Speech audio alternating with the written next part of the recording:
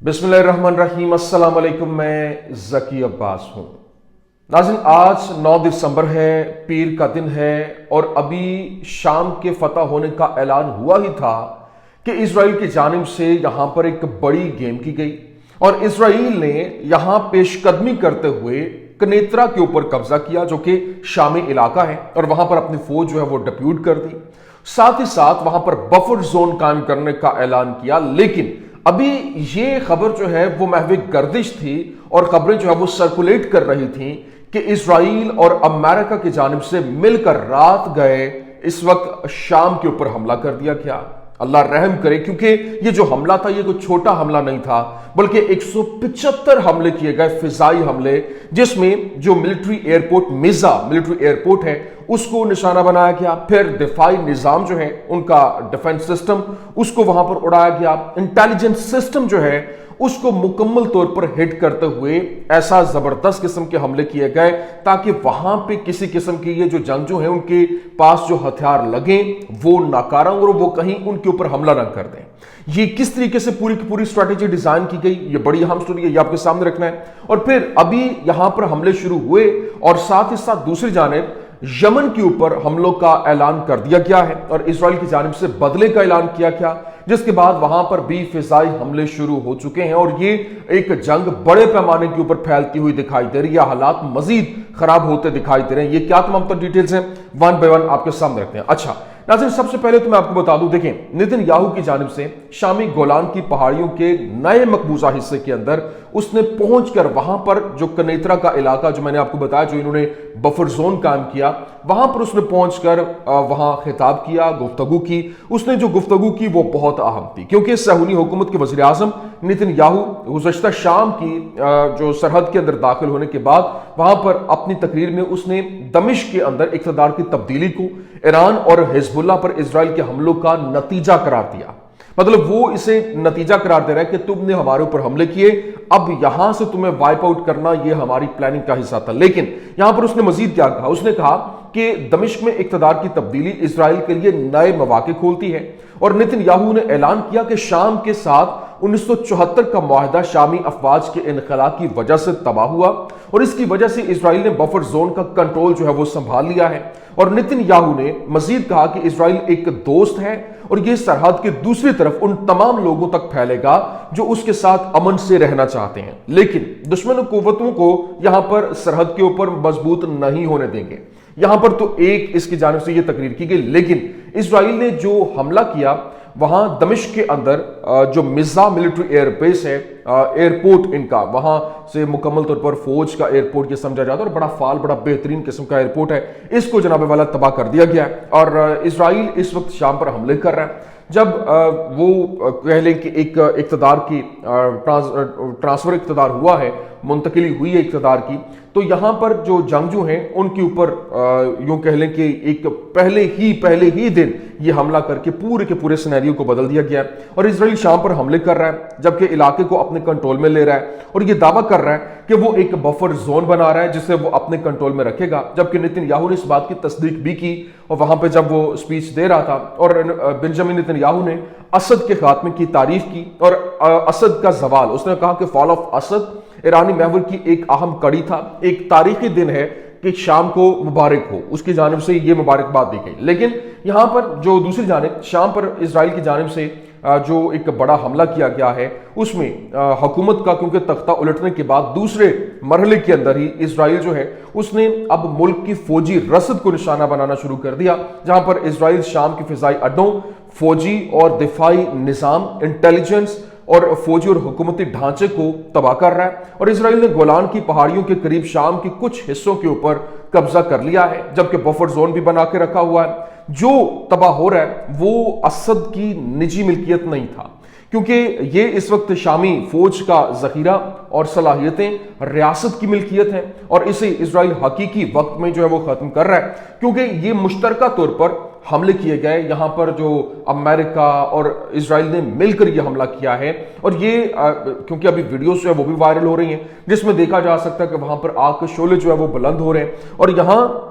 اسرائیل اور امریکہ اس وقت شام پر جو بڑے پیمانے کے اوپر بمباری کر رہے ہیں، ایک دن کے اندر اسرائیل کی طرف سے 100 سے زائدہ حملے کیے گئے، جبکہ امریکہ کی طرف سے تقریباً 75 حملے جو ہے وہ کیے گئے ہیں، اور امریکی فوج نے باقاعدہ طور پر یہ جو ہے وہ اس کو حملوں کو لے کر جسٹیفیکیشن دی ہے اور کہا ہے کہ وہ شام کے اندر داعش کے ٹھکانوں کے اوپر حملہ کر رہے ہیں، جبکہ خبر یہ آ رہی ہے کہ وہاں پہ جو ملٹری جو اڈے ہیں، ان کے جو ملٹری اسلحہ ہے، ان کا جو اسلحہ ڈیپو ہیں، ان کے جو ساز و سامان ہے، ان کے انٹیلیجنس سسٹم، کیونکہ اگر ان کو معلوم ہے کہ کہیں یہ ساری کے ساری ڈیٹیلز ان کے ہاتھ لگ گئیں تو یہ کل کو ہمارے گلے پڑ سکتے ہیں اور ہمارے اوپر حملے جو ہے وہ ہو سکتے ہیں، تو اس وجہ سے ان کو روکا جائے۔ لیکن یہاں پر امریکہ کی جانب سے بتایا گیا کہ 75 اہداف کو ہم نے نشانہ بنایا، اور امریکی سینٹرل کمانڈ جو سینٹ کام ہے اس نے اعلان کیا کہ اس کی فورسز نے 8 دسمبر کو وسطی شام میں داعش کے کیمپوں، کارندوں اور رہنماؤں کو نشانہ بناتے ہوئے درجنوں درست فضائی حملے کیے۔ آپریشن کے اندر جس میں B-52S،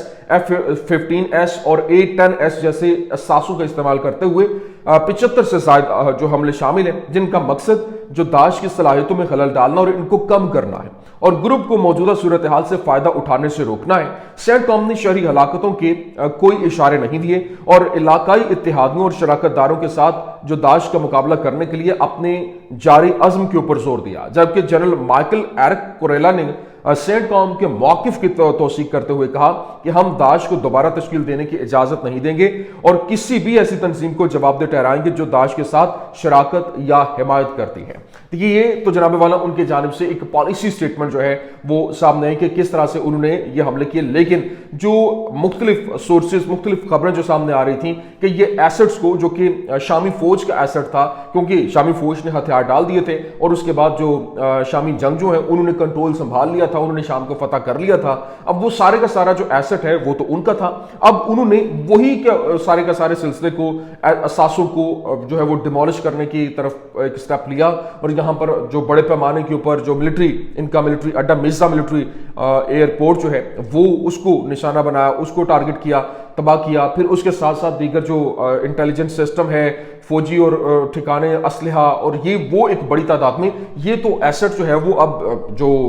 موجودہ حکومت ہے، جو جنگجوؤں کی حکومت ہے، ان کے پاس ہے۔ اب ان کو اگر ہٹ کیا جا رہا ہے تو اس کا مطلب یہ ہے کہ ان کو خطرہ ہے کہ کہیں وہ بھی ان کے اوپر جو ہے وہ حملہ آور نہ ہو جائے۔ لیکن یہاں پر ابھی جو اسرائیل کے سابق وزیر دفاع یوآف گیلنٹ کی جانب سے کہا گیا کہ شام کے اندر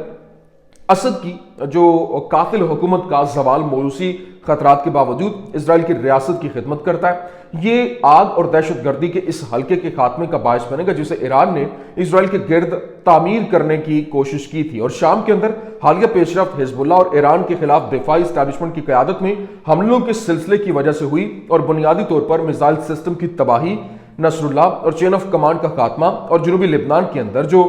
دہشت گردی کے بنیادی ڈھانچے کو ختم کرنا۔ اس کے بعد اب ایران کے خلاف حیران کن عین مطابق جو حملے ہیں وہ مہلک حملے کیے گئے۔ نچلی سطح پر پہنچنے کے ٹھیک 14 ماہ بعد یہ جو ہے وہ اسرائیل کی برتری اور طاقت ایک بار پھر پورے مشرق وسطیٰ میں واضح طور پر عیاں ہے۔ اب آپ خود اندازہ لگائیے۔ پھر انہوں نے کیا کہا کہ جی IDF کے جنگجوؤں اور کمانڈروں پر فخر اور اعتماد ہے جو 7 محاذوں کی جنگ میں اپنے پرعزم اقدامات کے لیے ہر طرح کی تعریف کے مستحق ہیں۔ تو یہ جناب والا ان کے سابق وزیر دفاع کی جانب سے، یوآف گیلنٹ کی جانب سے سٹیٹمنٹ جاری کی گئی اور کہا گیا، مطلب انہوں نے کہا کہ مشرق وسطیٰ میں دوبارہ سے ہمارا کنٹرول جو ہے وہ ہو گیا ہے۔ لیکن یہاں پر بہت سے لوگ یہ پوچھ رہے ہیں کہ ایران اور روس اس صورتحال کو کیوں نہیں روک سکے؟ تو اس کا بڑا سادہ سا جواب ہے۔ دیکھیں، ایران اور روس نے تعاون کے فریم ورک کے اندر اپنی تمام ذمہ داریاں پوری کی،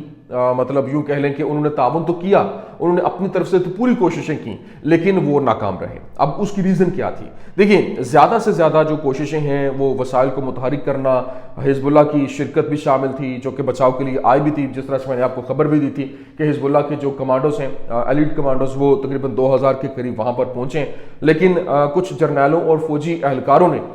جس طرح سے وہاں پر وہ میں نے پہلے بھی کہا تھا کہ انڈکشنز ہوتی ہیں، آپ اپنے مرضی کے لوگ، جس طرح سے ایران کی فوج کے اندر سے ہی یہ خبریں سامنے آئی، انہوں نے پھر وہ ایک نیٹ ورک پکڑا بھی تھا کہ جو انڈکشنز ہوئی اور غداری کے حوالے سے. تو یہاں پر جب اندر سے آپ کو دھوکہ ملے گا تو آپ کوئی بھی سسٹین نہیں کر سکے گا. اسی وجہ سے جو شامی فوجیں ہیں انہوں نے رادر دین انہوں نے لڑنے کے، انہوں نے ہتھیار ڈالنا اور انخلا کرنا شروع کر دیا، پیچھے ہٹنا شروع کر دیا. تو جب عوام کا ایک اہم حصہ جو حکومت جو یہاں پر کہہ لیں کہ بیرونی طاقتوں کے ہاتھ کا جو ہے وہ ایک آلہ بنا ہو، تو یہاں پر کوئی بھی کوشش کر لو وہ بے معنی ہوتی ہے. لیکن اپنی ریاست سے غداری کی تلافی طاقتور ترین بیرونی حمایت سے بھی نہیں ہو سکتی، یہ بڑی سمپل سی بات ہے. لیکن یہاں پر جو انہوں نے کوششیں کی، ایران بھی مکمل ناکام ہوا، وہ اپنی تمام تر ایفرٹس کے باوجود، روس بھی یہاں پر ناکام ہوا. اب جو ایک میجورٹی ہے اور جو جنگجو ہیں انہوں نے وہاں پر اپنا تسلط جو ہے وہ جما لیا ہے اور باقاعدہ طور پر اقتدار اپنے ہاتھ میں لے لیا ہے. لیکن ابھی جو سب سے امپورٹنٹ چیز ہے، لیکن شام کی جو نئی حکومت ہے اس کی طرف سے جو ان موضوعات کے اوپر توجہ دینے کی میں تو سمجھتا ہوں کہ منتظر ہونا چاہیے تمام مسلمانوں کو، کیونکہ جو ابھی ان کے کہہ لیں کہ پلان آف ایکشن جب ان کا سامنے آئے گا تو پھر پتہ چلے گا کہ ان کی ڈائریکشنز کیا ہوں گی، آگے وہ کس طریقے سے معاملات کو لے کر چلیں گے. میری نظر میں اگر شام پر امریکی وہ قبضے کو مسترد کریں، نمبر 1 مطلب 4 سے 5 میجر پوائنٹس ہیں، جن میں ایک تو یہ ہے کہ اگر تو حکومت یہ اعلان کرتی ہے اور نظر آتا ہے ان کی پالیسی سے نظر آتا ہے کہ وہ شام پر امریکی قبضے کو مسترد کرتے ہیں. نمبر 2 شام پر جاری نئے جو خبریں سامنے آ رہی کہ جو اسرائیل نے جس طرح سے وہاں پر قبضہ کیا کنیترا کے اندر، مختلف آگے انہوں نے بفر زون قائم کر لیا، اور اسرائیلی قبضے کو حل کریں اور اعلان کریں کہ وہ اس کے خلاف مسلح جدوجہد جو ہے وہ جاری رکھیں گے. نمبر 3 وہ اعلان کریں کہ فلسطین ایک بنیادی مسئلہ ہے اور یہ شامی ریاست کی بنیادی پالیسی ہوگی، مطلب اس سے کوئی دوسری رائے نہیں ہے. اور اگر آپ آنے والے ہفتوں میں یہ چیزیں پھلتے پھولتے نہیں دیکھتے ہیں تو جان لیں پھر کہ کوئی امت یا اسلام جو ہے وہ نہیں ہے، بلکہ اردگان نے دھوکہ دیا اور ایک پوری کی پوری پلاننگ کے ساتھ. لیکن میں چاہتا ہوں، اللہ کرے میرے منہ میں خاک، یہ میں غلط ثابت ہوں یہاں پہ، اللہ کرے کہ ایسا ہو اور یہ پالیسیز سامنے آئے، فلسطین کا مسئلہ اسی طرح سے بن کے سامنے آئے، اور اس کے بعد یہ جو یہاں پر کہیں کہ جو جنگجو ہیں وہ اپنی سٹیٹمنٹ لیں اور کسی بھی بیرونی تسلط کو ختم کریں، چاہے وہ اسرائیل کا ہو چاہے وہ امریکہ کا ہو، اور وہ اعلان کریں کہ وہ ہر طرح کے جو تسلط قبضے کو مسترد کرتے ہیں. شام پر جو نئے اسرائیلی قبضے کے حوالے سے، کنٹرول کے حوالے سے جو پوری کی پوری پلاننگ تھی وہ اس کو بھی سائڈ لائن کرتا ہے. تو اس کا مطلب یہ ہے کہ یہ ایک پالیسی کھل کر سامنے آ جائے گی. تو میں یہ چاہتا ہوں کہ اللہ کرے کہ میں یہاں پر جو ایک انڈیکیشن دے رہا ہوں میں یہاں پر غلط ثابت ہوں. نئے شام اور ترکی میں اگر ایسا ہوتا تو میں یقین مانے عوام کے سامنے میں معذرت کروں گا، میں اپنے الفاظ واپس لوں گا. میرا مقصد کسی کی دل آزاری نہیں، بلکہ میں یہ چاہتا ہوں کہ جو ایک آزادی اگر ملی ہے تو وہاں پر جو واقعی میں اللہ تعالیٰ کی جو وحدانیت کا اقرار کرنے والوں کی حکمرانی ہو اور جو مسلمانوں کی حکمرانی ہو، وہاں پر بجائے اس کے کہ جو انٹرنیشنل پلیئرز ہیں وہ ایکٹیو ہوں اور وہاں پر ایک بار پھر سے پراکسیز کھیلنا شروع کر دیں، تو یہ ایک معاملہ بڑا اہم ہے. لیکن دوسری جانب اس وقت سب سے امپورٹنٹ چیز ہے کہ سرکاری جو اسرائیلی ذرائع ہیں ان کی جانب سے کہا گیا کہ اسرائیلی فوج یمن میں حوثیوں کے خلاف بڑے پیمانے کے اوپر کارروائی شروع کر رہی ہے، فضائی حملے جو ہے وہ شروع ہو رہے ہیں، اور سیکورٹی اسٹیبلشمنٹ شام کے اندر زمینی اور فضائی حملوں کو مزید گہرا کرنے پر غور کر رہی ہے. اور نتن یاہو کے قریبی ذرائع کا کہنا ہے کہ فضائیہ شام میں اسٹریٹجک اہداف کے خلاف بڑے پیمانے پر چھاپے بھی مارے گی. لیکن یہاں دوسری جانب جو حوثی ہیں ان کے پولیٹیکل بیورو کی جانب سے سٹیٹمنٹ جو ہے وہ سامنے آئی اور اس نے کہا کہ ہم شام پر جو